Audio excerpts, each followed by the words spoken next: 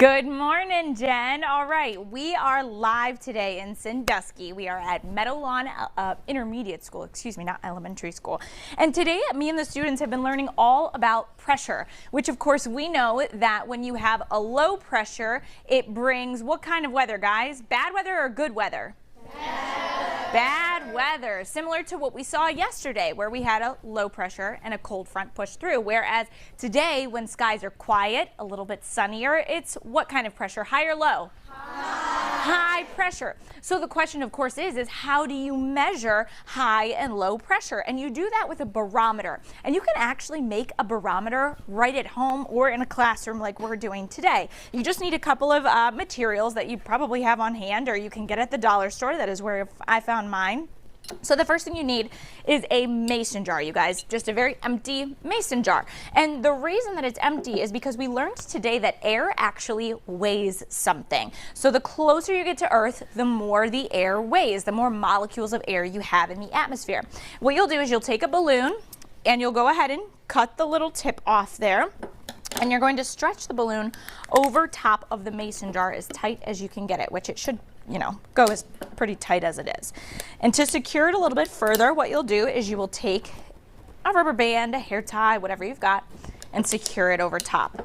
Now, this is going to be kind of our gauge. Obviously, a balloon is pretty bouncy, right?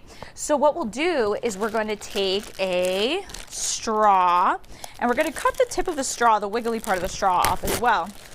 And this is going to be kind of our gauge to show us, is it going up or is it going down? So we'll cut that part off right there. And we're going to tape it to the top. A little bit of tape. Put that on top of the balloon.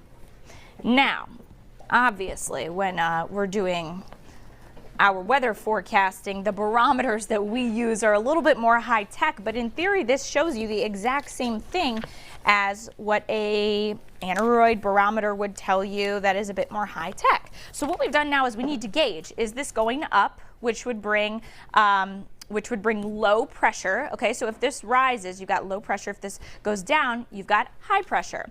Well, excuse me. So if this pushes down on the balloon, this will rise, meaning we have high pressure. So flip that around. So what I've got here are some hash marks on a piece of paper to show us, is it going up or is it going down? So we'll put this up here. We've got H up here for high, and we've got L down there for low.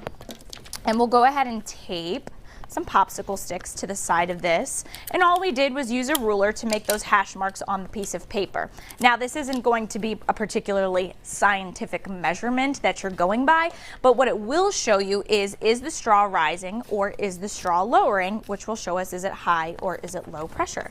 So we'll go ahead and tape this to there. And then you've got this here. So you take this as a gauge, right? So wherever that straw is, today we've got high pressure, tomorrow we've got low pressure coming in. And so I told the students that I need to get a picture from them to see if the straw has lowered a little bit as that low pressure is pushing through. So you guys are going to get to keep this in your classroom and check it out day to day and find out whether or not we have high or low pressure, which of course either brings good or bad weather. Pretty cool, huh? Yeah. They are much more excited than they sound. Good job, guys. Yay.